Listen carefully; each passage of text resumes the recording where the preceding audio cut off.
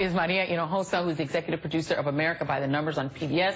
Juan Hernandez, I'm sorry, we're having a little bit, co-chair of Latinos for Trump and for Johnson Weld. Latinos for Johnson Weld, I'm sorry, NBC Latino political editor Suzanne Gamboa, and Paris Denard of the National Diversity Coalition for Trump. Sorry about that, I had a little bit of bright light in my eyes. Maria, you said adios mio when you heard the first clip from Mr. Gutierrez, but I want to play you a little bit more. After that interview that was on All In, I was filling in for Chris Hayes.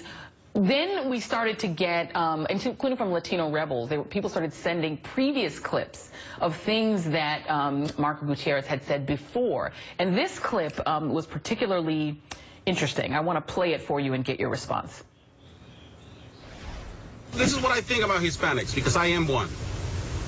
Our culture is a very dominant culture. If you guys as Americans don't do something about this, us Hispanics, we're taking over. I have 6 kids, guys. Let's be honest. Let's be frank here. It's hard to know what to make of that, because Marco Gutierrez himself is Mexican American. He's an immigrant himself. When you hear that, as a Latina, what do you make of it?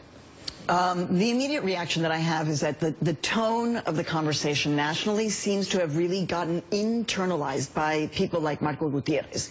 Where now all of a sudden, it's not enough that there is a sense of Latino hate.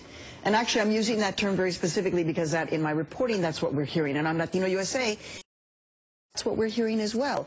A sense of Latino hate. But now you have un Mexicano saying this about himself. Now look, the truth is, Joy, that the demographics are, in fact, that is true.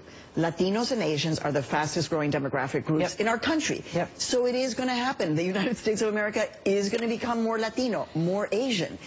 But this notion of it's something bad, I mean, seriously, when I was a little girl growing up in Chicago, I would have to travel from my neighborhood to go to the Mexican barrio to buy my chipotle cans of chile that my mom, it was so special, chipotle. Óyeme, there's chipotle everywhere now, and everybody says chipotle. ¿Y qué? And what, are we a worse country? Right. Are we going down the tubes? Yeah. Many people are saying that what happened on Thursday night with this not softening, but rather hardening of the immigration stance, is that Donald Trump lost the election. He will not be able to move those numbers with Latino voters.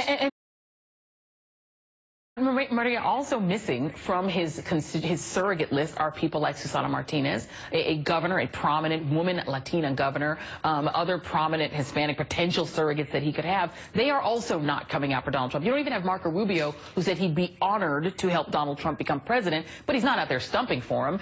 Ted Cruz has not decided to bury the hatchet and help him.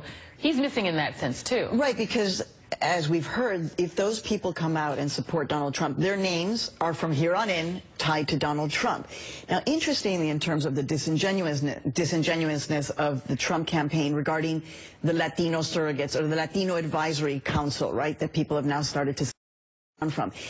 I have heard that there were people on that list who were never told that their names were going to be released or made public. These are people who were agreed to just meet with Donald Trump and share ideas. And now all of a sudden, without any knowledge from these people, the Trump campaign is saying that these are Latino advisors. Yeah.